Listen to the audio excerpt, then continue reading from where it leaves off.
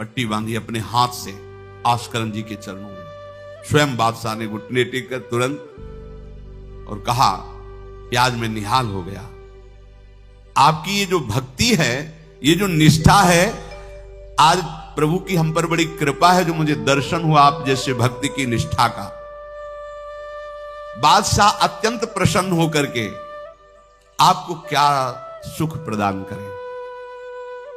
होगा हमारी सेवा निष्ठा है, आप जब चाहते तब आदेश दे देते, तो आप मुझे अपने आदेश से मुक्त कर दीजिए।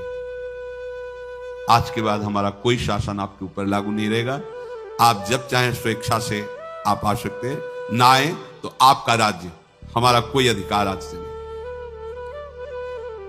श्री आस्करन जी को एक बार बहुत शरीर में बुखार आ गया, इतना कष्ट पीड़ा होने लगी। अब वो कैसे सेवा करें, भीषण कष्ट है, उठा नहीं जा रहा। प्रातःकालीन बेला से ही सेवा प्रारंभ होती थी। बस उनको एक चिंता है कि अब सेवा कैसे होगी, सेवा कैसे होगी। उसी शिथिलता में भगवान अपने निजी सेवक में जो और परिचर्या करने में थे उनको आदेश किया, चरणामृत पिला दो, ठीक हो जाएंगे। वो रात्रि में ही चरणामृत, महाराज ठाकुर जी ने कहा चरणामृत, आप जो ही चरणामृत पिया शरीर का रोग नष्ट हो गया, स्वस्थ हो गए, सुबह सेवा में गए। इसलिए आप लोगों से प्रार्थना करते हैं, अकाल मृत्यु हरणम सर्वव्याधि विनाशनम श्री कृष्ण पादोदकम पीत्वा पुनर्जन्म न विद्यते। मान लो भैया, एक डॉक्टर औषधि देता है, पैसे लेता है, फीस के पैसे भी लेता है, और ना फायदा करे तो भी उसी दवाइयों का तुम आश्रय लेते हो। हम कह रहे हैं कि संसार से मुक्त होने के लिए चरणामृत सिद्ध औषधि है। रोज चरणामृत ठाकुर जी का पियो, कोई पैसा नहीं लगता। बिहारी जी, राधा वल्लभ, राधा रमण, जहां चाहो, बड़े उदार ठाकुर, चरणामृत। अगर इतना चरणामृत मिला, उसमें आप 1 लीटर जल मिला लीजिए, चलता रहेगा। जब कमी लगे फिर जल मिला लीजिए, चरणामृत ही रहेगा। आप वर्षों इतने चरणामृत को पी सकते हैं जल मिला मिला के, अकाल मृत्यु नहीं होगी। समस्त रोगों के नाश करने की सामर्थ्य चरणामृत में है। कोई भी व्याधि आपको परास्त नहीं कर पाएगी। और पुनर्जन्म न विद्यते, हम भगवान के धाम में चरणामृत के प्रभाव से चले जाएंगे। अब इस पर श्रद्धा कितनी है देखो, आप 10 बार वर्णन किया होगा। नियम से चरणामृत पियो, अपने ठाकुर जी का, श्री जी का चरणामृत पात्र में रख लो, 2 बार 3 बार दिन में पियो। चरणामृत आपको अकाल मृत्यु हरणम सर्वव्याधि विनाशनम श्री कृष्ण पादोदकम पीत्वा पुनर्जन्म न विद्यते। एक बार किसी विपक्ष राजा ने आक्रमण कर दिया आस्करन जी के ऊपर।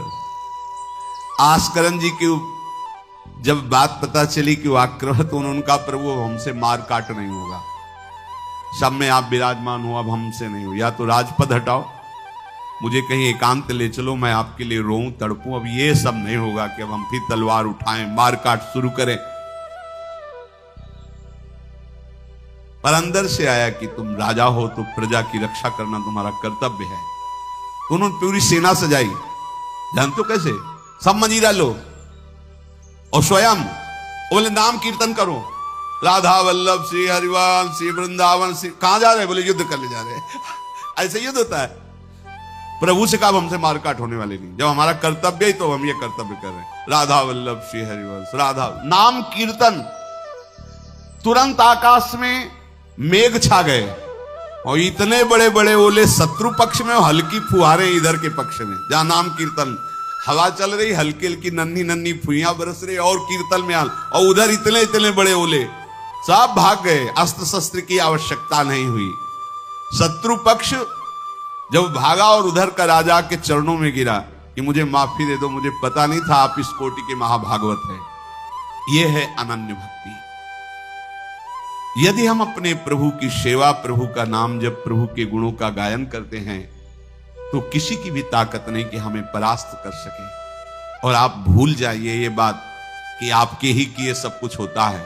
आप देहाभिमान में भटक रहे, आपके किए ले। हम कह रहे मान लो, मान लो, केवल प्रभु की करुणा एक दृष्टि से अनंत ब्रह्मांड का सृजन हो गया। एक दृष्टि से अनंत ब्रह्मांडों का सृजन। भैया तुम्हारा परिवार क्यों दुखी रहेगा? तुम्हें क्यों भूखा रखेंगे प्रभु? पशु पक्षियों को देते हैं, हर जीव जंतु को देते हैं, तुम तो भगवान के भक्त हो, तुम्हारे को कैसे वो नहीं देंगे?